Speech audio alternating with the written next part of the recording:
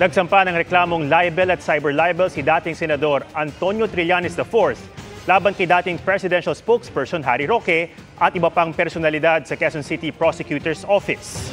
Ayon kay Trillanes, inireklamo niya si Roque at ang vlogger na si Byron Cristobal dahil sa anyay maling akusasyong ibinenta ng dating senador ang panatag show sa China sa isang back-channel talks noong 2012. Dagdag ni Trillanes, sinampahan din niya ng reklamo ang isang Davao businessman dahil sa pagsasabi nito ng maling impormasyon na sinubukan daw siyang bayaran ni Trillanes para magsilbing peking witness laban kay dating Pangulong Duterte. Pati ang Sunshine Media Network International o SMNI at ilang host nito dahil sa pag-broadcast ng interview. Ito ang ating pushback dun sa kanilang pag-disseminate ng false information at mga fake news laban sa akin. Ibinenta ko raw yung Scarborough.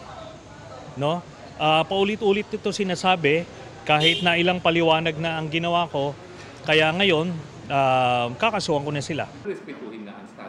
Sa isang pahayag, sinabi ni Roque na sa pagsasampa ni Trillanes ng reklamo, ipinakita raw ng dating senador na kalaban siya ng freedom of expression.